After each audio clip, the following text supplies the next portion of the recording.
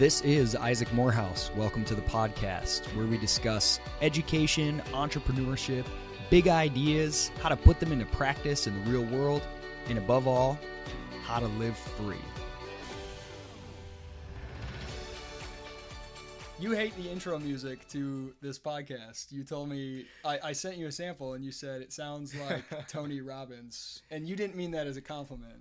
No, actually, I am actually a big fan of Tony Robbins, and I'm not joking there. I like how you had to stipulate you're not joking. I just truly don't associate you and your style with Tony Robbins and his style. So that was interesting to me, the kind of uplifting, motivational sound.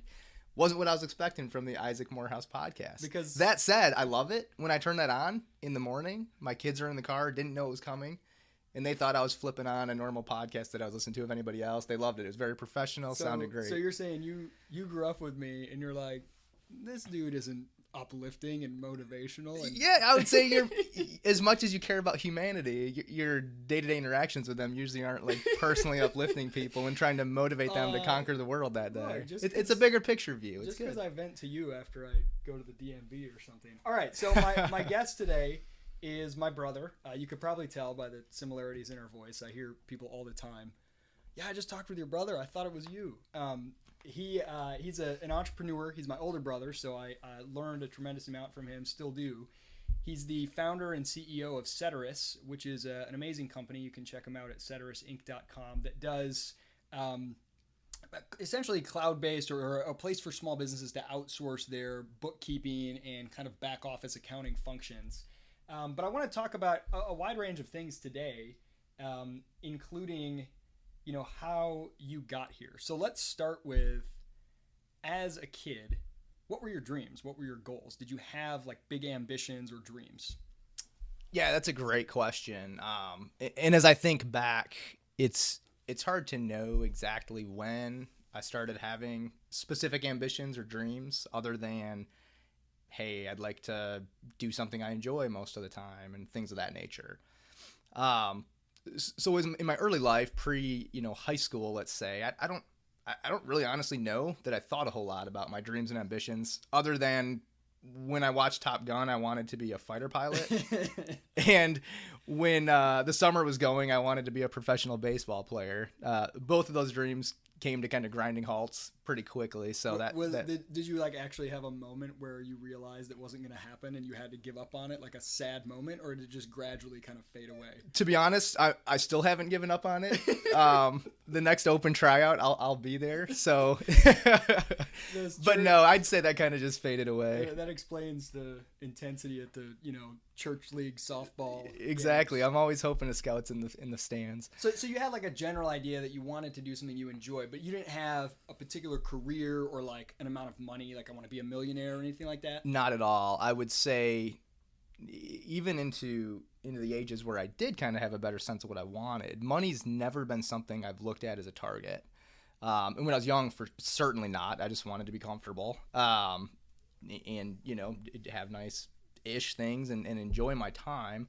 As I got older, I remember when I first started getting the sense that I wanted to go into business and be a businessman, and accounting was kind of the direction I started heading. I was just looking for something that had a solid chance at a normal salary, that I could see that, I could associate it with what kind of house that might be and what kind of lifestyle that might be, and that sounded pretty good to me. Well, it's just, I'm going to cut you off for 1 second because several of the things you've said already are really interesting. First, that you were never really interested in money as a focal point, but compared to most people at age 10, 12, 15, 18, like at least in our circles, you had a lot of money. You were always working and saving. You're always saving your money. And so it's interesting that wasn't a goal of yours because you seem to put a good emphasis on always making money and saving money. And then second, and this really is the reason I'm asking this question about when you were young, did you have these goals and ambitions? Because today you're one of the most ambitious, I would say, aggressive pursuers of bigger and bigger goals that I know. You have like this insatiable desire to build big things and do huge things. And it's just funny that like growing up, I don't remember picking up on that. And I wanted to ask about that. So when you said you went into accounting, that's not an area that you see a lot of big like entrepreneurial dreamers go get an accounting degree. So I don't know, was there a transition period where you became more bold in your ambitions? Yeah, there absolutely was, and I kind of knew you were getting at that, and maybe went the long way about. I cut you off. Maybe went the long way about getting to there. I think what it's been is I've always looked at the next challenge ahead, and tried to rise to that challenge. And when you accomplish it or you succeed in it, you look for the next one. And I think I will always do that. I'll always push to the next thing. Now, what I wish I had. And I don't know if it's possible for young people to have this and I was just missing it, or if it's something you can gain in educational experiences or friends you're hanging out with, but was to be able to look not just at that next challenge ahead, but to look 5 down the road or 25 down the road, and be preparing yourself and gearing yourself for what you want far into the future, not just for the next step. To get to where I ended up going was, I need to succeed at my first college class. And I did that. And then it was, okay, now let's succeed in one I kind of like, which is business. And I did that. And then it was, let's succeed in one that has a good opportunity at a good job prospect. And that was accounting. Then I got a good job, and then I succeeded there. And I said, okay, let me go into something entrepreneurial. And I succeeded there. And then I started my own thing where I was in full control, and success is coming around there. And I don't know that it would have gone any better or differently. I will always push. I think what I've learned is I will never be content, and I'll always be pushing for that next thing. And when you say you'll never be content, is that in a way that like does that bother you, or is happiness for you always having a next? Happiness is there, and I'd be content from a happiness standpoint with my family at my side in a poorhouse on the side of the street. So it's not that I'm not content with my life. It's that in a professional sense, in a driven sense for part of what accomplishment. Brings you contentment is getting to that next step, and not even getting there, but having the next one in sight. Like I never feel like I'm at the step until I look backwards and say, oh, I made it up a few steps in the past, but I'm always looking at the next one or two now. It's more like a ramp than a ladder. There's not identifiable rungs necessarily. Yeah, absolutely. Sometimes you look back and there's been some progress made, and definitely some backwards times as well where you learn from those. Do you think, I think we've had this conversation before, and I've come to believe this more and more. It's not that I have regrets about my past. Like, I don't look back and I don't feel like sad and bummed out, but I'm starting to realize, like I asked, what took me so long to start to think bigger? It's so hard for me to push myself to like, hey, I could start a business. Why can't I do this? What would it take? Or I can, launch a podcast. It took me a really long time to think bigger, and part of the reason it happened was at some point in my early to mid 20s, I kind of achieved all that I had really imagined. I didn't have big dreams. It was like, I want a stable income and a decent home for my family. And then once I did that, I was like, well, why didn't I think bigger? So do you look back and say, why didn't I think bigger? Why wasn't I thinking about more than the next class? Why wasn't I thinking about starting a business or building an empire back when I was 12 or 20? Sure. So yeah, and let me go back in the history a little bit. So right around the time I was probably midway through college, I did kind of have the epiphany that I want to do crazy things. I don't want to do a normal thing. I want to do something bigger than that. And at that point, I was truly... And you chose to become an accountant? To get my CPA. That's what everyone does when they decide they want to really shake the world up. You go get your CPA and go to town. No, I knew at that point that I wanted to do it, and I would do anything. I would sacrifice from a financial standpoint and a risk standpoint, pretty much anything to achieve it. What I didn't know was the vehicle I was going to take to do what I wanted to do. I didn't understand what business it would be or what risk it would be taking. So at that point, because I am a pretty practical person at the same time, I took the steps that anybody would take to advance in their career, and I got married, had a family to support and whatnot. So I kind of moved down that path, but always at that point, from that point in mid-college, I had my mind on what it was going to be ultimately. I remember several different times where, you would read a book or something. I don't know. You read Rich Dad Poor Dad at one point, right? I did. And you kind of started to, not on like a major scale, but invest in, this is before the real estate bubble. You had some houses that you bought, and you were sort of looking at ways to build assets. And it seemed like with that, with the business you and I launched together, you had a couple other businesses, either on the side while you were working at an accounting firm or as your sole thing, on and off. You were interested in the idea of financial independence and being an entrepreneur more than you were interested in any particular industry. And that kind of flies in the face of a common bit of advice you hear, like, look, don't just want to be an entrepreneur. You have to be really passionate about a particular product or business, and because you need to see it come about, that then makes you become an entrepreneur. But don't just like go out and say, I want to be an entrepreneur. I mean, what do you say to that? It seemed like you were trying things because you cared more about owning a business than you did about what the business was. Is that accurate or no? Yes and no. I do think there's truth to that some people are geared to be an entrepreneur, and there may not be a specific passion that is only right for them. You look at some great entrepreneurs, Richard Branson, or other people who have been very successful with very diverse things, that are based more on a theme or just being an entrepreneur and finding niches that need help and helping the world get those things. At the same time, I'd say more often than not, truly successful entrepreneurs have something they're very passionate about that they bring to the marketplace, and that provides that value. In my case, that, like I said before, I knew I wanted this and I was willing to start taking risks on it. I spent a lot of money as a kid making $30,000 investing in starting businesses that were losing money, taking a stab at things. It was the things closest to me, the thing I could try. The career I had as a high schooler, I was going to try to start a business doing that. You could always read books about how to invest in real estate. I was going to start doing that. I learned from both of those I had no unique competitive advantage in them. And so that kind of led me back to what you're talking about now, which is something you're either truly passionate about or truly gifted in, and doesn't absolutely drive you nuts, so you can stand to do it, which is where I ultimately ended up, servicing small businesses, which I am truly passionate about, working with entrepreneurs. And I'm actually kind of passionate about numbers and nerdy stuff like that. So ultimately where I ended up did kind of bring those together. But I don't think it was wrong to try to be an entrepreneur in something that maybe I wasn't truly gifted at, because I learned a lot of lessons. And I think trying that was probably the best education I could have gotten to teach me lessons about being an entrepreneur. Yeah, and in some ways, even trying some of these different businesses that, if you looked at them very specifically, you'd say, oh, well, they're all different industries. They have nothing in common. There's nothing, there's nothing about them that would make me think, oh, this is something Levi should be doing. But I actually see a bit of a theme there. And again, maybe this is just the benefit of hindsight.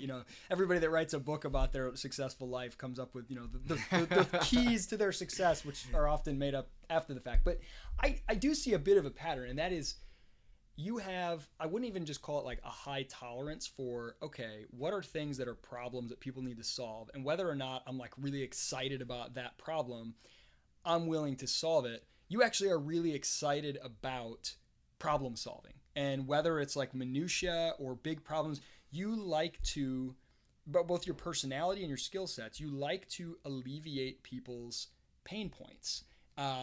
Even just on like a personal relationships way, you kind of have that, like you were like the peacemaker in the family. But I think that is indicative of like the kind of businesses you've pursued. It's okay, look, I don't care if it's a home health care industry or if it's real estate or if it's accounting. These are pain points I can identify. Why not try it? And through that process, you sort of came to, where do I have a unique competitive advantage? Would that be a fair characterization? Absolutely. And yeah, so if it's a pain point and I feel like I have a way to solve it, whether it's I'm uniquely smart and talented at it, or just I'll work harder, or I have some little thing that's going to make this work, then I'm willing to give it a shot. Absolutely. So, morphing from you worked at a big accounting firm, and then and you had some different businesses kind of going on the side, on and off. Then you worked at a smaller company where you were much more involved in more of an entrepreneurial role. You weren't the founder, but you were working alongside the founder. And then you launched Ceterus. And tell us a little bit about the genesis of, like, was there a moment where you said, I know I've got to go out on my own and this is the business I'm going to pour my life in? Or was it like some of these others, okay, well, I'll start doing some accounting and bookkeeping services for people, and oh, I guess I have enough demand to hire another person? Did it sort of happen on its own, or was it a really deliberate effort to build this company? Yeah, no, that's another great question. And unfortunately, there's not the great, simple yes or no answer. I would say it was more, I want to build something truly unique, and I see this spot in the market, and I'm going to do it. With that said, I had a family. I took went from a good paying job to no income. So I had to make some money. So there was also the practical standpoint of I'm going to do some work I can charge by the hour for. But what I did never sacrifice in all that was building a product that could reach the whole country. It could be national in scale, which hadn't been done in bookkeeping or in accounting. I was serving local clients because that's who I was working with. It's a very, very fragmented. It's like your classic fragmented industry that you're not supposed to be able to easily scale in this way, and you wanted to tackle that. Absolutely. So every process I built, every system I built was to optimize building something that could be scalable, as opposed to maximizing the margin and the dollars at the time. So a little bit of both there. Unfortunately, I didn't stumble into it. When I decided I will offer accounting services, I always knew I'm not going to turn into an accounting firm. I don't just want to be a place that does tax returns and does audits.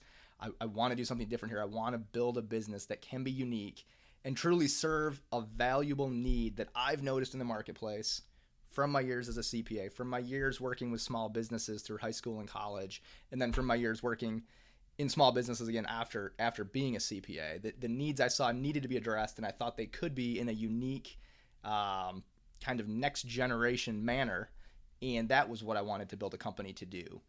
Along the way, a little consulting work went in there, just paying the bills, but primarily focused on that bigger picture. You've gone from, I mean, it was just you when you started, and you have 25 plus? 32 full-time equivalents now. So okay. And it seems like every time I turn around, you're hiring. So that's a huge change. So I mean, from somebody who knows how to, perform this kind of specialized skill set for businesses, to someone who's managing people and processes to do it, and you're not actually doing much of it yourself. What was the hardest thing in that transition, and what do you wish you would have learned to do sooner, or what were the biggest pains in the growing? Sure. So we more or less bootstrapped it the entire way. So when I look back, the things I would say that are absolutely invaluable is to have a great team, and this is super cliche, but have a great team of really high level people. I can honestly look back and say I did my best to put every dime I possibly could into getting that as soon as possible. And I don't think I could have accelerated that any further, unfortunately. What I probably would have done was taken on money sooner and done it sooner. So that would be the one possible outcome. Yeah, I was going to ask, is that because a good team is just so hard to find, you can't speed that up? Or was it because you didn't have, because you were bootstrapping it, the capital to attract the kind of team members? Exactly. We funded with revenue. So I hired lower level staff, many of them, because I could afford them quicker to pick up the tasks, which was great. It let me delegate, and I've always been happy to delegate, but I couldn't delegate the higher level tasks, so I was very bogged down. Yeah. Again, we've always grown at close to triple digit numbers, so it wasn't like it's been slow. I do feel, though, if I could have gotten a team or maybe even a co-founder earlier, something to that effect where some of that higher level burden could have been split earlier. I can't say I would do it for sure differently, but that would be something that certainly may have accelerated our trajectory. When I used to do fundraising and I met with a lot of really, really successful business people, I always love to just get their stories and ask them, what are some things that you think make you successful? And the answer that I got, no matter what other answers came, every time there was some variation on get a great right-hand man or woman. Sure. And my success is attributable to this guy or woman who came on early on, and they're really the ones who are doing everything every day. And I was just amazed at how often that was the answer. Sure. That you need somebody at that high level. And yeah, I would definitely second that. And I'd heard those things at the time, and I never really disagreed with them. Again, maybe the point would be to have raised some outside capital earlier and brought that person on earlier. However, the people I've ended up with are the best. And I'm honestly not sure if an accounting-minded person would come on to a place that was funded with outside capital versus a revenue stream. Yeah. There's a very conservative mindset. They don't want an 18-month job. Yeah, it's not the tech industry where people are used to that. Sure. So Well, that's a good segue to both you and I in recent years have interacted a lot in business and even personal settings with people kind of in and around startup culture, Silicon Valley, in places and industries where there's a lot of raising of venture capital or angel investments and focus on sort of technology enabled fast scaling and growth. Do you think that if you had been exposed to that kind of mindset earlier, that would have given you an advantage and you would have gone out and raised capital and grown your business much faster? Or do you think going the organic bootstrap route to get where you've gotten with a lot of elbow grease and sort of sweat equity has made you better? And maybe it's not an either or, but do you ever wonder about that? I do all the time. I'm absolutely convinced had I been in a culture and an environment like that, I would have gone and tried a bunch more things a whole lot quicker. There's a chance that those would have succeeded astronomically. There's a chance that they would have failed miserably. And I don't think I would have given up. I'd probably be trying another one. But I think what the benefit, and I'm not, I don't make rules very often. Pretty much never. I'm kind of anti-rules. But I would say that when you do go more to that bootstrap method, when you do go, let's grow fast, but we're probably not going to be a $500 million company in 2 years, you learn from the market really hands-on, very, very day-to-day, minute-to-the-minute almost, in terms of, I need to change my service, I need to tweak something. Where when you're funded, maybe it rocket ships better, but if you miss those market signals because you're so insulated, you can also miss the whole point.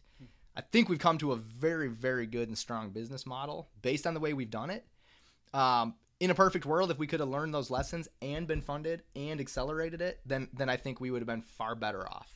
So I can't really say how it would have gone better or not. If it was there, I certainly would have probably gotten involved and taken it. I could pretty safely say that. Yeah, it's interesting. I wonder about that a lot too, and I don't have an answer. But the whole idea is, look, if you have a business model that works, it will, in some cases, if you have really, really heavy like upfront R&D that can't be monetized for 4 or 5 years but has a huge upside, like maybe you just need capital no matter what. But there are a lot of businesses where they could bootstrap it and sell a small version of their product and keep growing it as they bring in income. But the idea is if you go out and get capital, you can jumpstart that. It can happen much faster. And because of the, like compounding effect, starting 5 years earlier will make you so much further ahead, etc. And everyone kind of knows that when you do that, you do miss some of the knowledge that you get from being more directly reliant upon the marketplace. But I guess people try to make up for it with like mentorship or, advice or things like that. And Sure. And it's obviously worked. I mean, there's plenty of venture-backed places that have done phenomenally well, certainly in software at least. But it's one of those things where, in my whole education on learning in general, it goes into this. And I think some of it has to do with personality, where there really isn't any substitute for learning what the marketplace values, because if you don't, you'll not have any money left to operate like immediately. Sure. And there's something really powerful about that. I think even if you do get, if you are venture backed, to the extent to which you can have a really short-term horizon where you are like accountable on some kind of market feedback very quickly, it'll make you better. Or if your business model is not good, you'll find out quicker. Sure. Yeah, and I can say that without a doubt, that what I thought would be the service and the market provided 8 years ago has changed, not at its core, but at how it gets done very significantly many times. And those lessons were painful at a small scale. They would have been probably catastrophic at a large scale. Now I think we've got it to where that model's been figured out. And again, I'd probably go back to the fact maybe I'm just slow at picking things up. It takes me a few years to get there, but we've always gotten ahead. Those lessons, I think, had they been fueled, with supplemental cash or anything else, maybe would have been a lot bigger problems than ones we could just take as a lesson. I wouldn't even call it a pivot, but just adjustment in how we deliver a service or whatnot. If you call it a pivot, then it's more buzzwordy and you get That's more, true. That's true. But I wouldn't say a pivot, I think, is honestly where you change what you do. We never change what we do. We just changed how we do it several times. Yes. Yeah.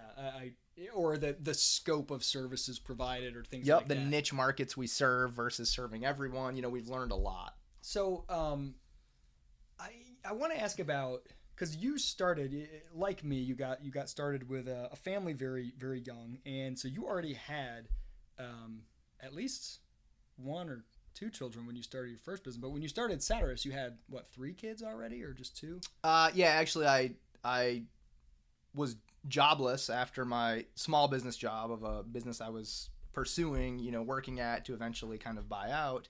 That didn't work out as we planned, so I transitioned out and knew I wanted to start something, so I didn't go get another job. Which, again, this kind of maybe reflects on me a little bit as to who I am, but I thought that was a perfect time to get pregnant for a 3rd child. Why not amp up? It's all about incentives. We're living on a credit card. We might as well. No, I mean, so this is a good question. A friend recently asked me, do you think that it's having a family makes you a better or worse entrepreneur?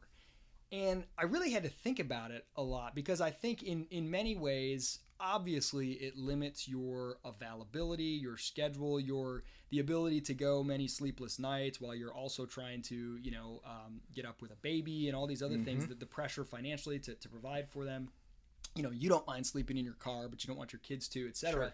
So yeah, it limits some of what you're able to do, but there's a way in which it also sharpens you and forces you to spend your time as wisely as possible and like get the most, sort of the 80-20 rule, like find your 20% and focus on it. So, I mean, what are your thoughts on that? Do you think you have had an advantage in any way from having a family, or is it just like, look, there's no way around it, this is much harder having a family, that's all there is to it? Sure. So I would definitely say it's much harder having a family to generate and to put the time into a startup business and make it super successful.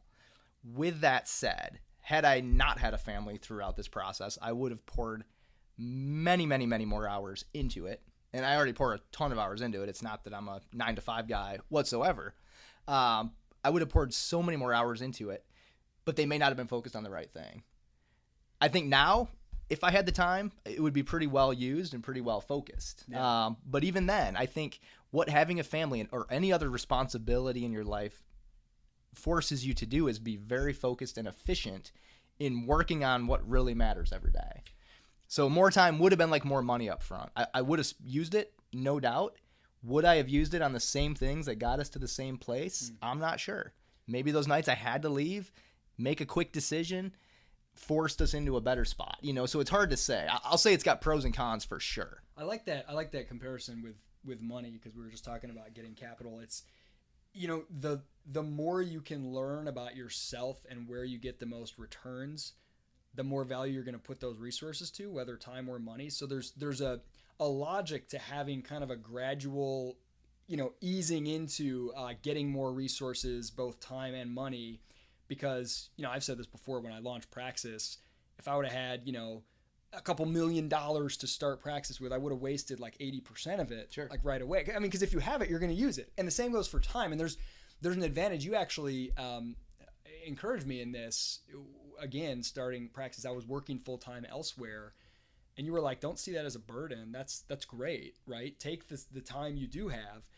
When you're not working on that job, and you'll have to be really focused with it, and you'll figure out, and at some point you'll learn all these things that you would have spent twice or 3 times as much time learning just because you had the time, if you were full-time in it. So absolutely, there's something interesting there. So, I mean, how do you balance it with your family? I know you, let's just be honest, you're a much harder worker than I am. I mean, your willingness to tolerate just like the long hours, the grind, and even the kind of work you do, like you have a higher tolerance for hard, difficult work. I kind of like want to have fun a little bit more, I think. So, but I mean, the hours you put in, you've got five boys, and obviously a very patient wife. And how do you balance it? Do you believe in work-life balance, or do you say, oh, it's all just one thing? How do you deal with that? Sure. So on a personal level, it's all one thing. To me personally, I don't have this, I need a certain part of my life to be non-work to balance out and to feel good about myself or whatever else.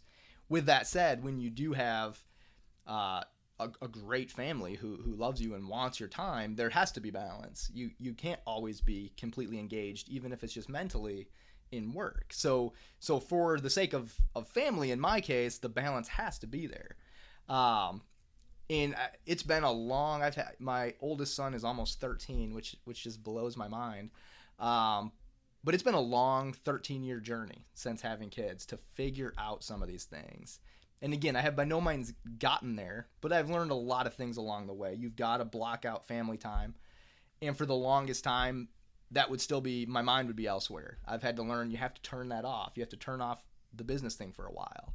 I've learned that sleep, maybe the 8 hours of sleep that they say you need is not really necessary. And I've kind of become a living example of that. That's where I disagree with you. I need 8 hours of sleep. You seem to operate on like 4. I don't know. 4 to 5 is what is kind of the sweet spot with a little catch up on the weekend. But anyway, I found that, work time, you have to find time to focus on work as well. So fit that where it can fit. More than anything though, and this probably goes for anything in my life and in all aspects of it, I've learned just set realistic expectations and under promise and over deliver as much as possible. And it goes for the family just as much as business. Don't tell my wife I'll be home at 5:45. If it's going to be 5:50, tell her I'll be home at 6.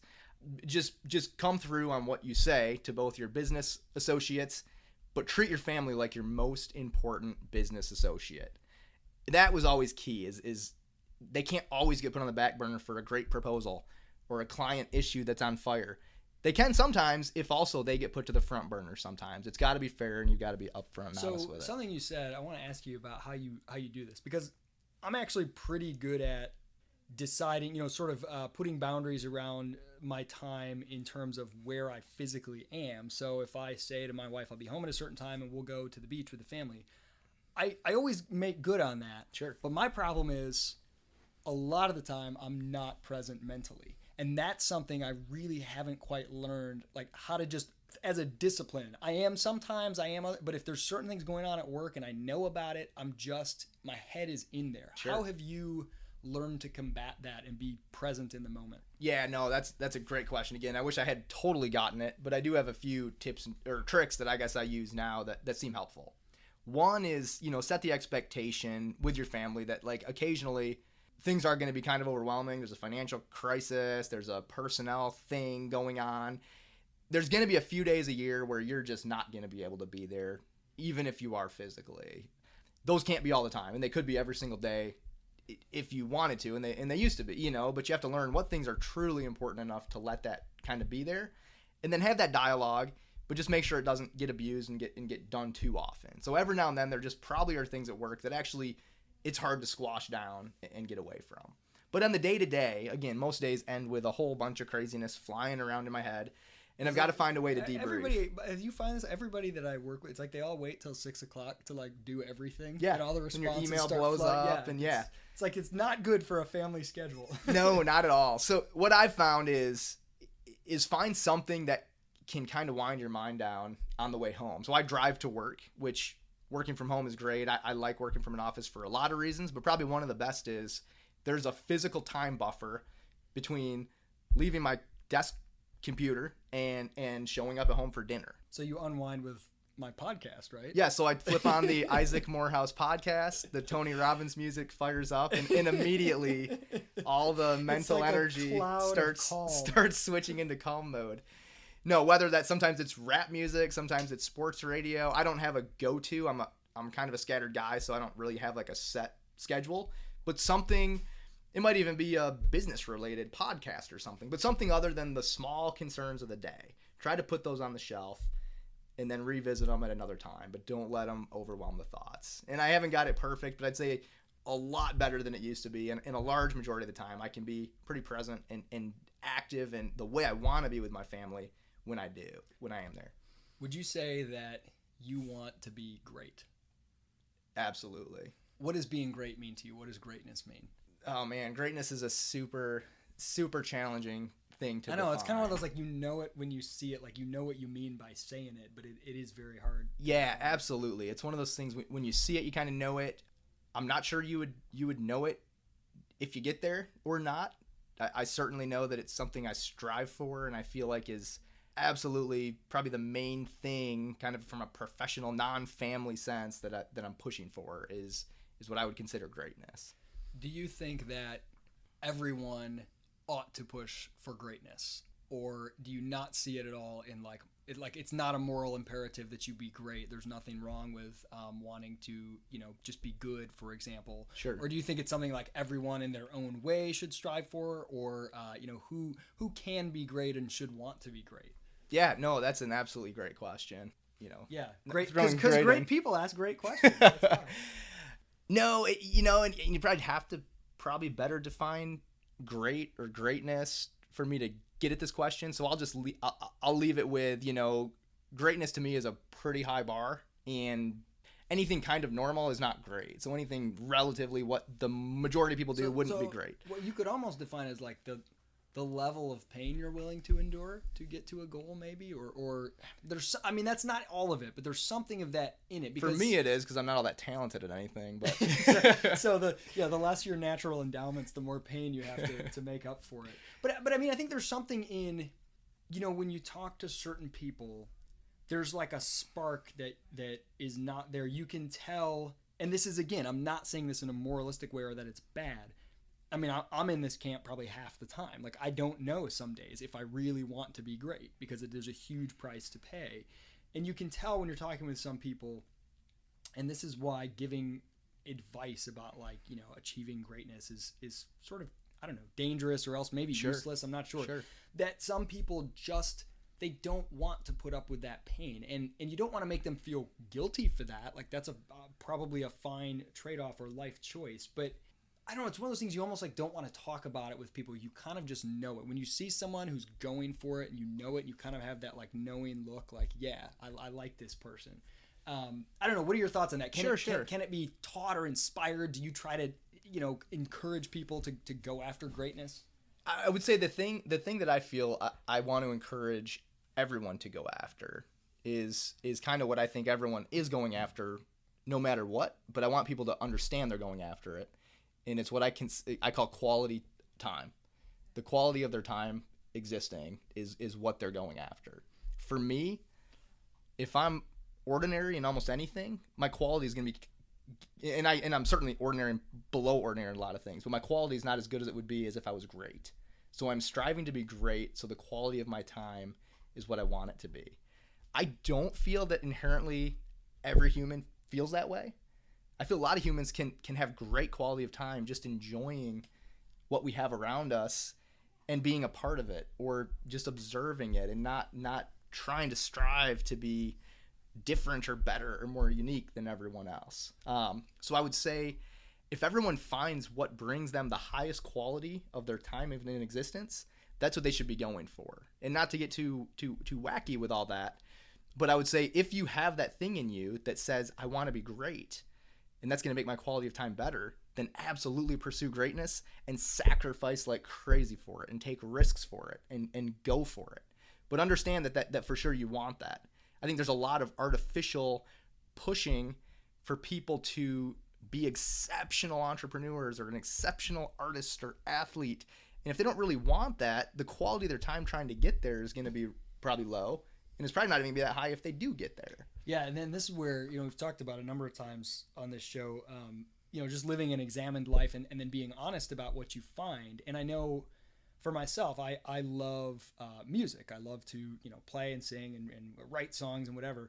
And if you ask me, even a few, 5 years ago, do you love music enough to want to be great at it? Who's going to answer no to that?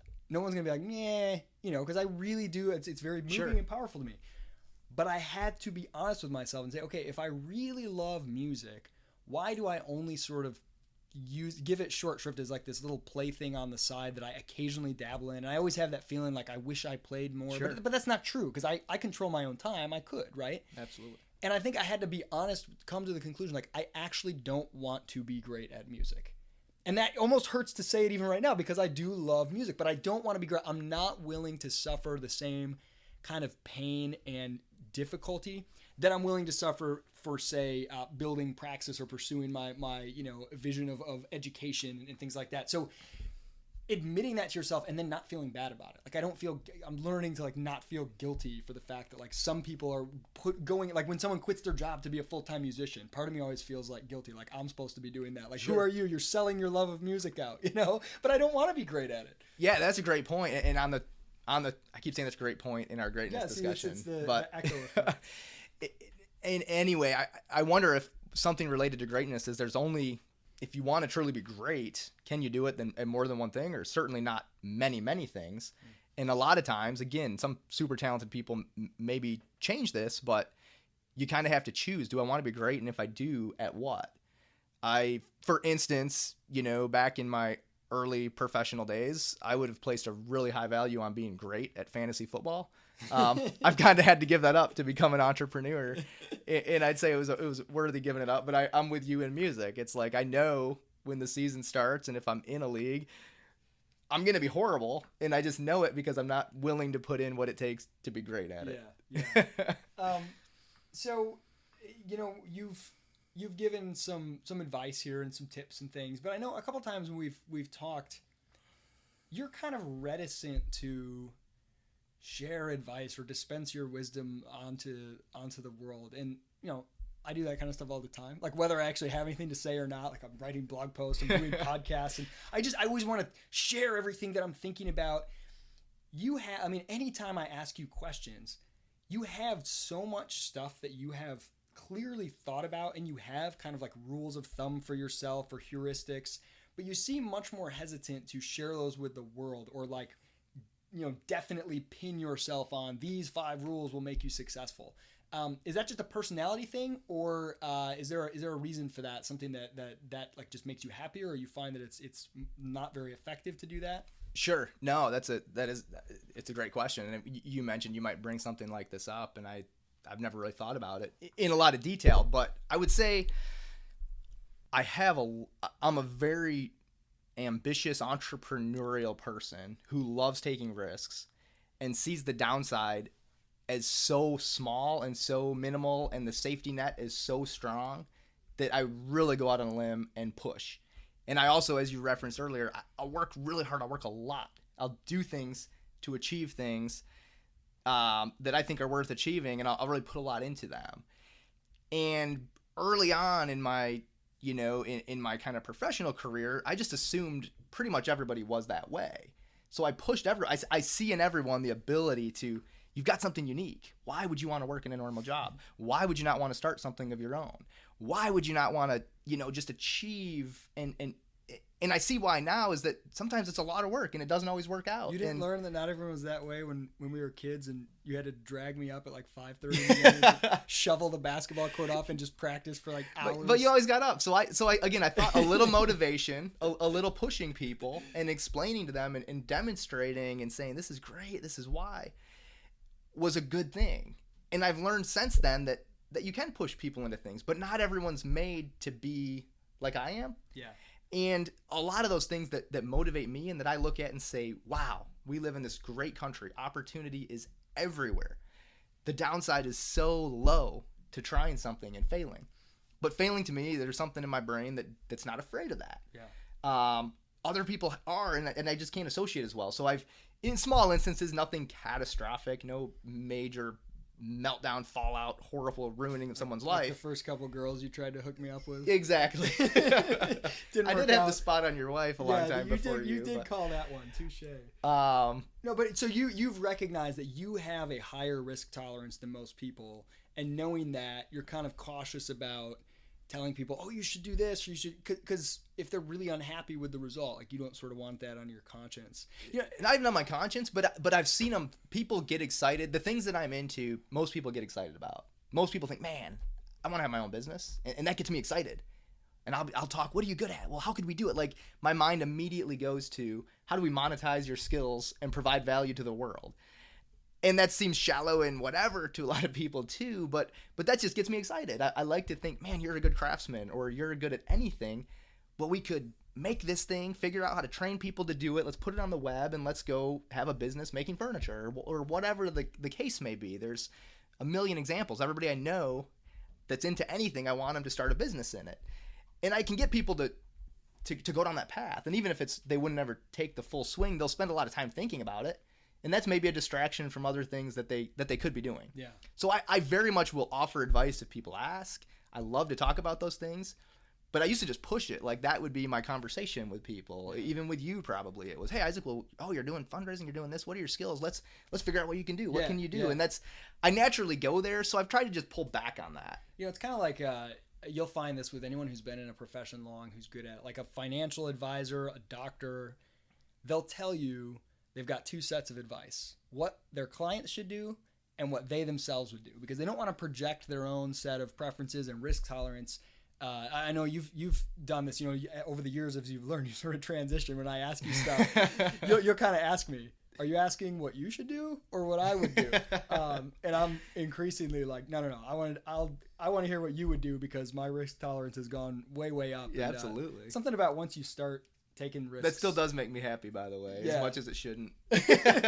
So I want to ask you, just in terms of Ceterus, the company, what's your big, bold vision? What do you want? What are you building with Ceterus? What do you want it to become? Sure. So ultimately, I want Ceterus to be two things to the marketplace and to the world. On the one side, I want small to medium-sized businesses and entrepreneurs to be able to have accurate record keeping, reporting that they can actually make decisions on at their fingertips all the time in an easy to access and understand way without having to think about setting it up and costs to go into that. So that's, again, super boring, super technical, but I ultimately want to take what I look at as an unbelievably painful and archaic process to get financial reporting and accounting done and tax compliance and all those things. I want to revolutionize that and make it simple and actually relevant and valuable. On the other side of the market, the way accounting and financial professionals have worked for hundreds of years is by the hour. It's work at a rate that your firm bills high for, you get paid pretty well for, and the only way to maximize more is to work more hours. I want to build it in a way that the value they provide can truly be the compensation they receive, and they also have flexibility in where they work, when they work, on what they work, who they work with, etc., etc. I think the world is going there. Freelancing is a super generic term. Maybe it's through a firm still, maybe it's not traditional freelancing, but freedom of the employee is coming. Professional services is an area that it's struggles to come in to some extent. In some ways, the technology side is pretty advanced and has been for a long time. But a lot of the way firms make money is currently a way that forces the employee to mostly be valuable for the amount of hours they're willing to put in. I want to flip that on its head and provide value for the value provided to the client. And we're always pushing for that, and we're making huge strides on it all the time. You're making it easier and easier for people to be entrepreneurs, both as individuals who have expertise in accounting and to be able to sell their services, as well as those who run businesses and don't have those skills or just don't want to put their time into bookkeeping to make it easier for them to No, that's a great way to phrase it. If I could ultimately walk away, I used to think I wanted employees knocking on one door wanting to come to work for me and get interviewed, and on the other door of the business, on the other side, clients lining up, knocking on the door wanting to get in. That sounds great, but what would ultimately, where that's evolved to over the last 8 years, is I want entrepreneurs on one side meeting entrepreneurs on the other side, and we're simply in the middle connecting them. Whether that's through an employment relationship or some other mechanism to connect them, that would ultimately be kind of the vision. And what we're there, it's continuing to improve and get better every day. So I got to make clear that Ceterus is not sponsoring this. This is not an advertisement. I don't benefit at all. In fact, even though I came up with the name, I don't own any shares in Ceterus. I've tried. You won't let me in. I don't bring it up to the table. No, actually, it's the other way around. I actually am paying Ceterus. I'm a client of theirs. You guys do the books and all that stuff. Well, Ceterus has floated a few loans to get some things off the ground, so. And maybe paid for a fair share of lunches and beer. Yeah, some insider deals with the lunches anyway. Absolutely awesome having you on, Levi. This is a lot of fun. You can check out www.ceterusinc.com, and Ceterus is spelled Ceterus. Ceterusinc.com. Levi, thanks for coming. Absolutely. It's been great.